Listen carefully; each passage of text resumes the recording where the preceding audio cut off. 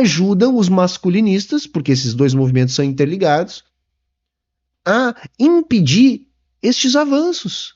Então vejam como é bobagem falar em lutar sozinha. Porque você não está simplesmente dizendo, não, eu vou lutar sozinha. Não, você está se colocando como antifeminista. Ou seja, contra aquelas que estão organizadas e lutando para defender você. Ideologia é foda. Acho que o foco deveria ser esse. A gente não precisa estar lutando uma contra a outra. Você não acha que a sua crítica envolve que a democracia não inclui todo mundo? Porque a sua crítica foi a Constituição, ela existia no papel, que teve o lobby do batom que juntou mulheres de direita à esquerda para terem a Constituição cidadã, mas a democracia não inclui todo mundo. Se você for analisar, tem ainda o genocídio negro, tem a juventude sendo presa. E eu te pergunto, o que o antifeminismo tem feito por isso?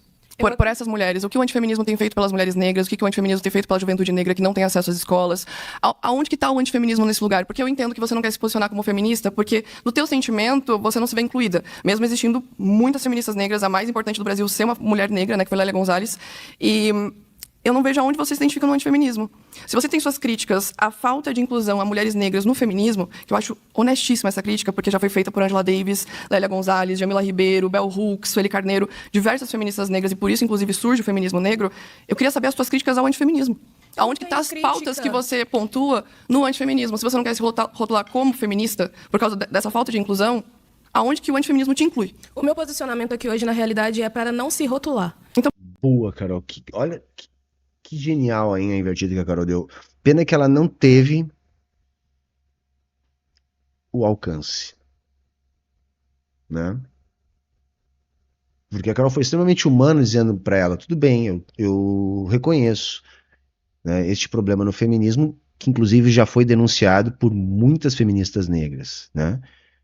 Então você está entendendo que o feminismo não te inclui, e isso é uma crítica justa da sua parte.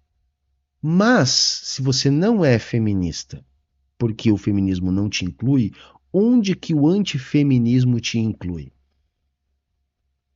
Isso é genial, gente. E aí, como é que ela começa respondendo? Ah, eu simplesmente não quero me rotular. E eu acho que ela já vai ser eliminada. Porque ela não vai, obviamente, ter o que responder para Carol diante do que a Carol falou para ela agora.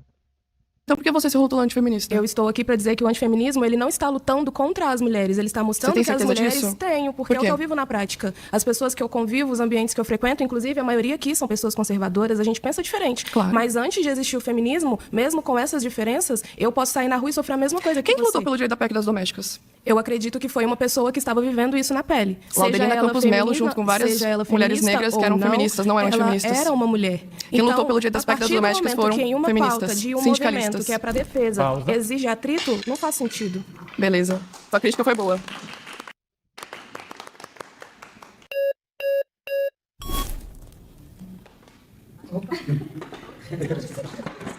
Vai, gente.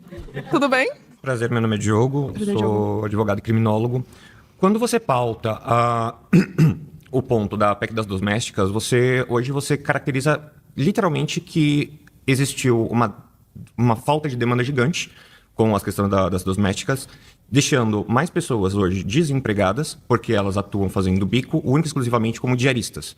Hoje, 80% das mulheres que elas trabalhavam diretamente como doméstica todos os dias na casa dos patrões, hoje elas dependem de dia após dia ter um patrão diferente para conseguir se manter, e é justamente por a questão da PEC das domésticas, por garantir esses direitos. Tipo, reforma trabalhista você não inclui, né? Qual foi o direito que a reforma trabalhista ela revogou? Bah, e você sabe de vários, inclusive, porque a reforma trabalhista revogou de... Gostei, hein? Ela mandou um bar ali, hein? Mandou um bar muito tradicional. Mas, cara, isso é um espantalho, tá, gente? Inclusive tá o desmentido já aí na tela, tá? Não piorou a qualidade de vida das domésticas, ao contrário, melhorou a qualidade de vida delas. Deu a elas mais garantias. Era um trabalho semi-escravo no Brasil, até bem pouco tempo atrás, né? A lógica por trás do discurso do cara era a mesma lógica utilizada no período da abolição, quando chegaram os imigrantes no Sudeste para substituir mão de obra, e muitos ex-escravizados acabaram tendo que fazer serviços mambembes nas ruas dos poucos centros urbanos. onde se dizia, viu, antes pelo menos eles tinham um emprego. Guardadas as devidas proporções, é a mesmíssima vibe, tá, gente? É a mesmíssima vibe. Porque uma prática cultural era justamente você ter uma doméstica dormindo na casa de famílias de classe média, trabalhando em regimes de praticamente 24 horas, que essas pessoas só não estavam trabalhando quando estavam dormindo, normalmente quando todo mundo já ia dormir, geralmente acordando antes de todo mundo da casa, né? Isso é um trabalho análogo ao trabalho escravo, uma prática comum no interior do Brasil, e não só no interior, né? E por isso este movimento também odeia a PEC das domésticas, porque na prática impediu muita gente de ter uma pessoa em uma situação análoga à escravidão dentro de casa. Diversos direitos dos trabalhadores, inclusive das domésticas, que elas estavam... Nossa, posso falar? Sim. Beleza. A reforma trabalhista aumentou a pejotização. E por isso mesmo que nós tivemos muitas mulheres que eram domésticas que acabaram ficando como PJ e não simplesmente como CLT, como nós estamos falando. A gente tem, inclusive, críticas à pouca aplicação da PEC das domésticas hoje, porque existem mulheres negras que, inclusive, estão sendo escravizadas, né? Você sabe que a pejotização, hoje em dia, ela, dentro de qualquer ramo trabalhista, que, se comprovado os direitos trabalhistas, é caracterizado como fraude, e esse patrão, além de ele ter que pagar todos os direitos trabalhistas, ele ainda paga uma multa. E as antifeministas estão lutando como para as domésticas hoje, já que como você sentou aqui? Eu te pergunto, eu estou perguntando primeiro. Que perderam essa oportunidade. Como que vocês estão lutando pelo direito das domésticas hoje? As domésticas... Porque ela sentou aqui falando sobre a questão das mulheres negras, você sentou aqui agora para defender essa questão. Como que antifeministas estão defendendo hoje a questão das domésticas? Não, a minha pauta, quando eu sentei aqui, eu, Carolina Sardá, foi justamente para falar da PEC que... das domésticas. E a partir daí agora eu estou falando. Nós entramos com a PEC das domésticas, tivemos a reforma trabalhista e vocês, o que fizeram pelas domésticas? E como eu falei para você... Qual foi o movimento de antifeministas pelas domésticas? Qual foi o movimento feminista pelas domésticas? Essa é a questão. Mas vocês defendem tanto a dona de casa, o trabalho doméstico, você entende mulher? Que a partir do momento que vocês proferiram o direito e quiseram o direito, a única coisa que vocês conseguiram então, vocês foram tirar o direito das mulheres. Qual direito nós tiramos das domésticas? Hoje, na prática, 80% das pessoas que trabalhavam todos os dias, elas não trabalham. Qual a relação das feministas diretamente com isso? Que você trouxe. Não, mas... Na verdade é isso, entendeu, gente? Assim, é que o cara, de novo, o argumento já foi dado, mas assim, talvez falte capacidade cognitiva, né, no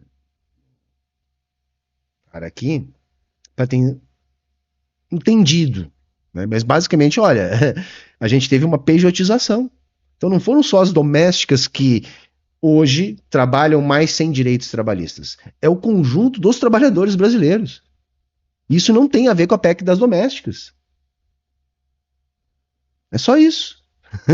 Entende? É só isso. Você está querendo linkar uma coisa que não tem a ver com as feministas em questão. O movimento feminista, ele conseguiu... Foram as feministas que precarizaram o trabalho das domésticas, é isso que você está querendo dizer? Não tem a ver com a reforma trabalhista, com as reformas que acontecem no trabalho? Primeiramente, que é importante a gente trazer que a reforma trabalhista, ela se deu agora dentro do governo Temer. A PEC das domésticas aconteceu, se não me engano, em 2006. Isso, então foi muito antes. Exato. Quando você me traz... É por isso que eu estou te falando da reforma trabalhista em seguida. Porque foi reivindicado pelas domésticas, Laudelina Campos Mello. Quando você traz o argumento que o movimento feminista, ele conseguiu ganhar direitos para as mulheres, na prática, o que ele conseguiu foi fomentar o desemprego doméstico. E quem está desempregando essas mulheres por não querer pagar os direitos delas? A partir do momento, isso é economia básica. Pode responder. Não, pode responder. Quem que não está contratando essas mulheres por causa de direitos? Qualquer pessoa que não tenha condições de bancar todos os direitos. Que não queira pagar... Não é perfeito, entendeu? Olha só, ele quer ver que ele não vai entender o argumento de novo. Que é uma coisa que a gente vive repetindo aqui. Olha, se tu tá oferecendo uma vaga de emprego que compete com o Bolsa Família, que é um salário de fome, se para você ter uma doméstica no tempo que você quer ter na sua casa, e para isso você tem que pagar um salário de merda para ela, uma situação análoga à escravidão, você não pode oferecer essa vaga. Você não tem condição, entende? Você não tem condição de ter uma doméstica em casa 24 horas por dia por um salário mínimo. Se é isso que você quer oferecer, esta vaga não existe. Esta vaga não existe. Entende? Se alguma doméstica perdeu o emprego por causa dessa regulamentação, é porque aquela vaga não existe, porque aquela família que demitiu aquela doméstica, ela não pode ter uma funcionária, ela pode ter no máximo uma escravizada. Só que a escravidão acabou, pelo menos oficialmente. É simples assim, esse papo. Ah, mas agora elas estão desempregadas. Bom, se tem alguém desempregado agora, é porque esta vaga de emprego não existe. O que existia era uma vaga para uma pessoa escravizada. E no final das contas, percebam, é sobre isso o papo de direitos e emprego que a direita faz. É sobre isso. A gente tem uma economia rastejante no país, um exército de reserva enorme, um desemprego elevadíssimo, porque aí o desespero faz com que a pessoa se sujeite a trabalhar por um salário de escravizado.